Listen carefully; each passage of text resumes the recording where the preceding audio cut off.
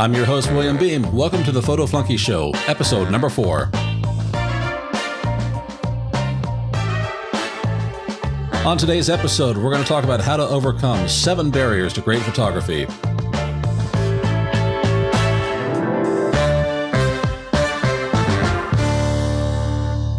Thanks for joining us on the Photo Flunky Show. You can find the show at photoflunky.com. Photo Flunky is part of my website at williambeem.com. All right, let's jump right into it. There are a number of things that we do that are really mental issues that prevent us from taking great photographs. This is not about understanding your gear. This is not about all the little things that you've heard of, tips, tricks, and tutorials to work with equipment.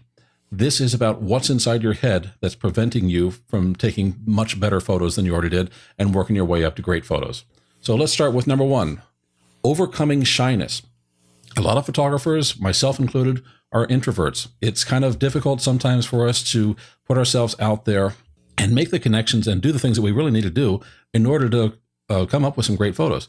I've noticed that when I watch other photographers who are extroverts, they're coming up with great photos much more easily than some of us who are introverts because they're not afraid of putting themselves out there, getting in someone's face, not in a bad way, but kind of just going up and doing what they need to do to make the shot.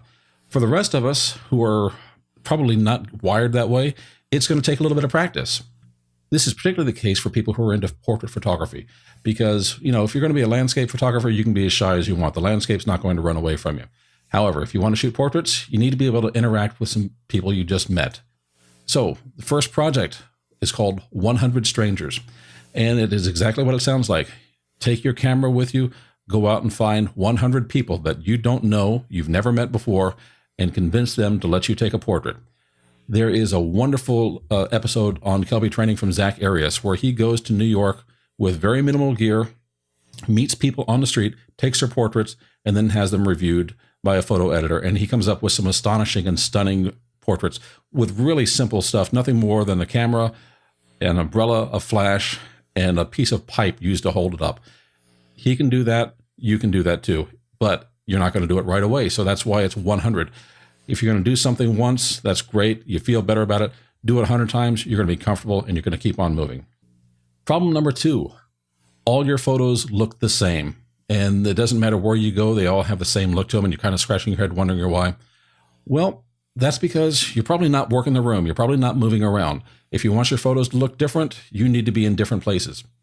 And part of this problem may be because if you're comfortable with a zoom lens, I love walking around with a 24 to 70 zoom lens. It's a nice walk around lens, but it also kind of makes you lazy. You can camp out in one place, and even if the better photo is really from another spot. So this project is just one prime. Go pick a prime lens. I don't care if it's a wide angle 35, a 50 millimeter, an 85, whatever it is that you want. Pick one prime, go someplace, and start working. What you're going to find is the fact that you have to move back and forth to change your compositions is going to lubricate your mind a little bit so that you start looking at other angles. When you have to move yourself in order to get the composition that you want, you start thinking of other ways to move, not just necessarily zooming in and out, but left, right, up and down. You'll be looking at compositions from different angles. Do this a number of times. If we're going to go do 100 strangers, go to 100 places with just one prime. It's a lot, I know, but it really reinforces your creativity if you have to move and work for your compositions.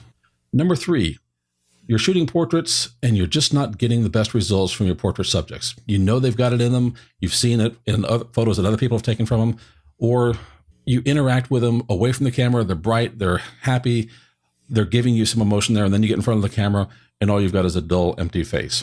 Well, it could be that you lack empathy for the subject's role, and you can't describe exactly what it is that you want to get out of them in a way that they understand, they know how to give it to you. Some people are going to be better at giving you expressions and emotions than others are. But what you really need to do is put yourself in their position. So the project for that is self-portraits. And again, not just one day getting in front of the camera. Do self-portraits on a regular basis. Put yourself out there.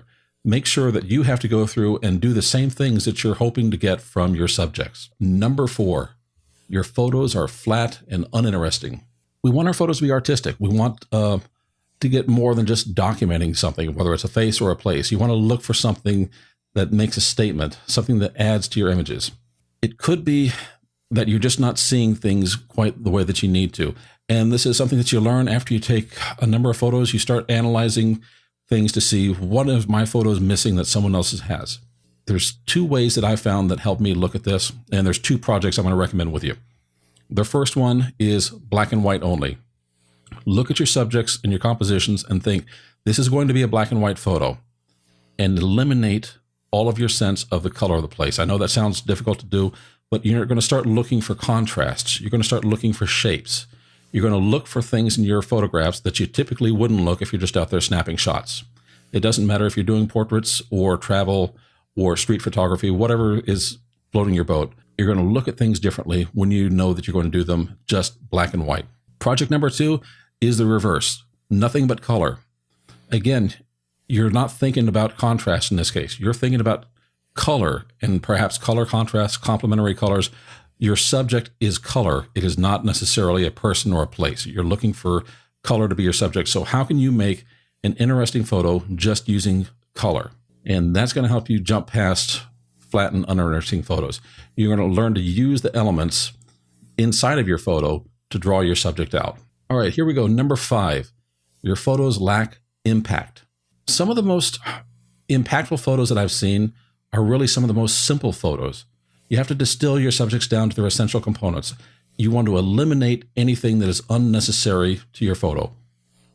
It doesn't matter, again, if this is a great portrait, an isolated subject someplace, anything that isn't adding to your photo is a distraction. Get away from it. There's a number of ways you can do that with composition to try and move yourself around, and that's one of the first examples that we gave. But there's 2 other projects that you need to look at. Number 1, interesting light. Look at, particularly with portraits, look at portraits that have great light and a simple subject. It doesn't matter what the subject is, but you're going to be looking for types of light. You're going to look, is it side lit? Is it a silhouette? Is it crispecular light? I hope I said that correctly. Are you looking at light that has particulate matter in it? Something that just brings the light alive in your photograph. Shoot for the light. Just take photographs looking at the light and how it lands on a subject. Can be harsh light too. It could be something that's just bold and brash. Shoot all of it, but look for the light, what impact it has on your subject, whatever the subject is. Shoot for the light. Project number 2, negative space. We have an awful lot of photos out on the internet. If you look at them, they are just jammed full with too much stuff. Eliminate it. Look for subjects that have a lot of negative space around them. And you can easily do this using the sky. Just find something, shoot from below, look up a little bit, work your way around, move something if you have to, but look for negative space around your subject. Get in tighter on it. Just move, work, and get past all of the distractions that are in your way. Those 2 projects, I believe, are going to add more impact to your photographs simply because there's nothing to take away from your subjects. Problem number 6, this to me is one of the big ones. You don't know how to tell a story with your photos. Photos are not just, as I said, documentation. They need to communicate. They need to say something, whether it's about a time, a place, an event, or a person. You need to bring out your subject in such a way that the person who's looking at it knows something about what you're trying to share. Some of the best advice I got was from Joe McNally on one of the workshops I went with him. And he said, from a journalistic point of view, you learn to think from big to small. An example would be the Kentucky Derby. It's a large event. There are a lot of things going on. There's more going on there than just the horse race. You want to show the field. You want to show the track. But then again, you also want to dig down. You want to look at the players, the people who are showing up. You want to look at the horses that are going to be in there. And then there are the details. If the Kentucky Derby have women who wear these outrageous hats, there are details from the spurs, from the saddles, little bits and pieces that make up the event. You should be able to tell as much from one of your detail shots about an event as you do from the large, overreaching, wide-angle shot that you're going to take about it. So to help you work with that, there's 2 projects again. 1, just the details. Go someplace and take nothing but detail shots. Ignore the big overall scene. Ignore the medium scenes. Find little pieces that say something about the place that you've gone to and take shots that would only exist there. If you're a portrait photographer, there's another way to do this, and that is body parts. Don't think I'm going a little too adult on you here. Body parts can be anything. Body parts can be a hand. You can have someone flat on the floor with a hand reached out to you. Take it with a shallow depth of field. Just the hand. You've got the person's body behind them blurred out, and the hand is reaching out to you. That says something. That's someone that's trying to communicate with you. Someone's trying to reach to you. Think about how people use their body, isolate the parts, and what do they mean to you? Baby photographers do this all the time. They're taking pictures of feet, little hands, and things like that for their parents. You can do that on a larger scale. Doesn't have to be an adult thing. Body parts say something about the overall person. The last one I'm going to bring up, number 7.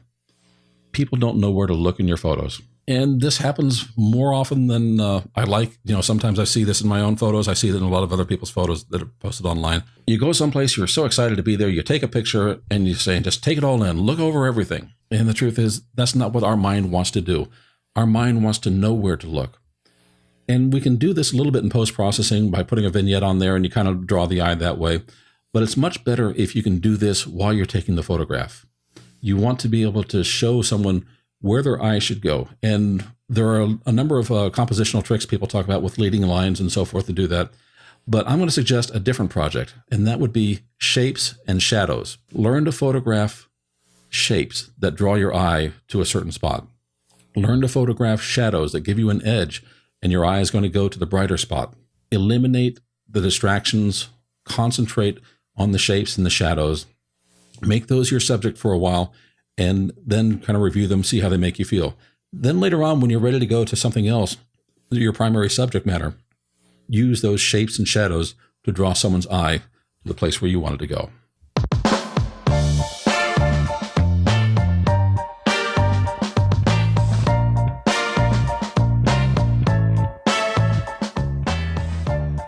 Thanks for listening to the Photo Flunky Show.